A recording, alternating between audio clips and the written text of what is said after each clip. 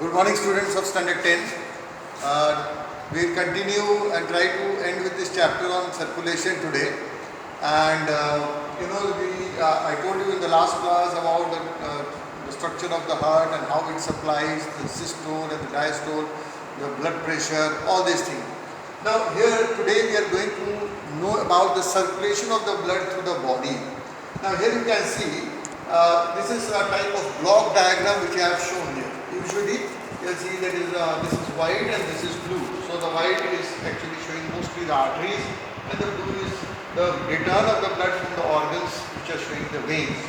Usually, as I told you, that blood moves from the heart through the arteries to different organs, except even the lungs also. And arteries carry oxygenated blood.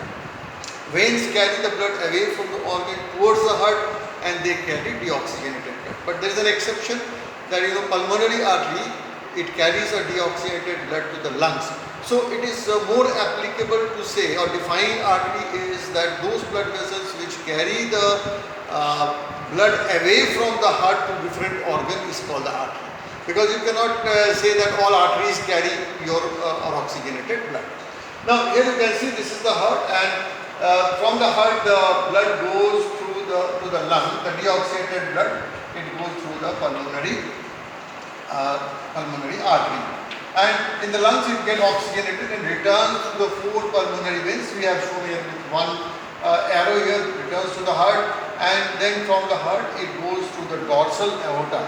This is a major blood vessel, the dorsal aorta, which goes and supplies the blood to the different organ. Now from the dorsal aorta, a branch of the dorsal aorta actually goes to the upper region. If you see the arch of the aorta, there are three blood vessels, the left subclavian, the innominate and the carotid artery, which carry the blood to the upper part of the human body.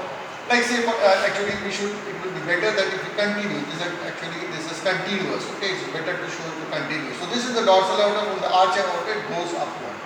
So the dorsal aorta here supplies to the liver through the hepatic artery, from the liver it goes through the hepatic vein to the inferior vena cava. Then it goes to the ileum and the stomach through the mesenteric and the gastric artery. Now this is the hepatic portal vein, which I told you that portal vein is a connection between two organs. From the heart it goes to organ 1 and then to organ 2 and returns back to the heart. Then the connection is called the portal connection. Now this portal connection is usually called it vein, and it is named to the second organ where it reaches. So you can see from stomach and ileum it goes to the liver. So liver is known as hepatica. So this is called hepatic portal vein.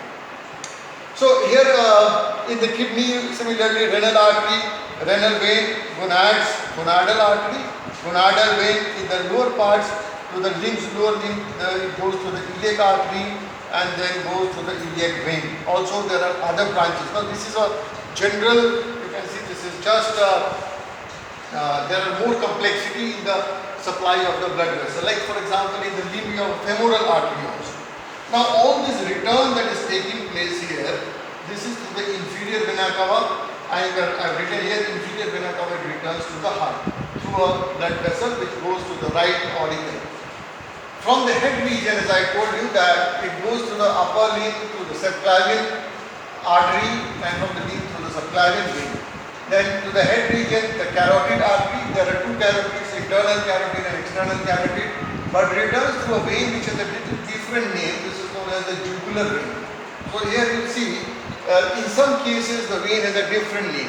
So through the jugular vein, and it's all connected to the superior vena cava and comes back to the heart with the deoxygenated blood, which is sent again to the right atrium along with the blood from the inferior vena cava to the right and right ventricle and back to the lungs. So this is how it is circulated. Now how the question comes in ICSE, usually like for example this is a region which may be picked up and asked like different questions on basis of this hepatic portal vein and the circulation and what type of blood vessels which are carrying what type of nutrient. Like say for example here if you see in the hepatic portal vein, the vein they carry the nutrients, nutrient rich blood. So if you are asked like where will be the maximum concentration of the glucose, it will be the hepatic portal vein, because in the stomach and intestine the glucose is digested and absorbed. So naturally this will be the blood vessel with the highest content of the glucose. So say for example where will be the highest concentration of the carbon dioxide. So highest concentration of carbon dioxide will be here in the pulmonary arteries, because it is carried the deoxygenated blood for oxygenation to the lung. Highest oxygen concentration similarly will be in the pulmonary vein. Even if you talk about the toxicity of the blood, for example the blood vessel renal artery, this carries the most toxic blood. That means the blood which is containing more uric acid will be the renal artery, and here it will be the least concentrated, because most of the toxicity will be hepatic vein. Most urea content will be in the hepatic vein, because in the liver the deamination of the protein takes place. The excess amino acid that we take, they are deaminated, and the amine group is attached to the carbon dioxide in the liver to form the urea. So highest concentration of urea will be in hepatic vein. Of course, renal artery will also contain toxic blood, urea and uric acid, but the urea content will be more in the liver here than the renal artery, because here it is the urea is in the maximum concentration required in the liver. So like this, questions, there will be some intuitive questions asked on basis of where and most concentration of certain nutrients are there, or toxic materials are there like urea, or where the oxygen concentration will be maximum, or carbon dioxide concentration will be maximum. These are the questions asked generally here, but names of these blood vessels are not that important, but you must know that what are the functions of the different types of blood vessels. Now let us move on to another thing that is called the lymph. Lymph is another fluid which is found in the human body, like a blood which is circulating, but it is not circulating through a closed circulation. Lymph ducts are blind ducts. Usually the lymph duct, our biggest lymph duct is called the thoracic duct, which pours the lymph into the right subclavian and the left subclavian blood vessel. So it has a connection with the blood, because usually it is a standby system of the blood. When the water is less in the blood, the lymph supplies excess water to the blood. If the water is more in the blood, lymph can take it back. But what happens, lymph has a one-way flow. Like for example, this lymph vessels, they take the lymph and they move circulated mostly downwards towards the gravity. So sometimes the blood from the lymph, the water from the lymph, they leak out also. If you are standing for a long period of time or sitting in the train or a vehicle for a long period of time, your legs swell.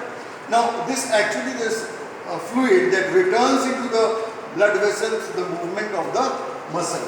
So lymph are usually contained, the fluid contains certain types of material. Most of the materials that blood contains is contained in the lymph. And lymph does most of the function of the blood. Like it can carry oxygen to some remote areas where blood may not reach. It may carry nutrients to some of the areas where blood may not be able to reach. It can bring out toxic materials even from the blood and deposit it. But especially lymph has one specialized function. It contains a type of a blood cell which is called the lymphocyte, the WBC. Now this is very important. WBCs, in the WBC they are mostly protective in function, and particularly lymphocyte, the B lymphocyte and the T lymphocyte. So lymph, the specific function of this lymphocyte is to provide us the cell-mediated immunity and the humoral immunity, but through the antibodies. And we are protected with these antibodies from various different types of disease, artificially through vaccination or naturally through immunity when we are getting infected with certain types of diseases. Now what are the lymphoid tissue? In our body there are various types of lymphoid tissues, like I have written, this is not so important for 10th standard, the gut associated lymphoid tissue, the mucus associated lymphoid tissues, Pierce patches, tonsils. Our tonsils are also one of the lymph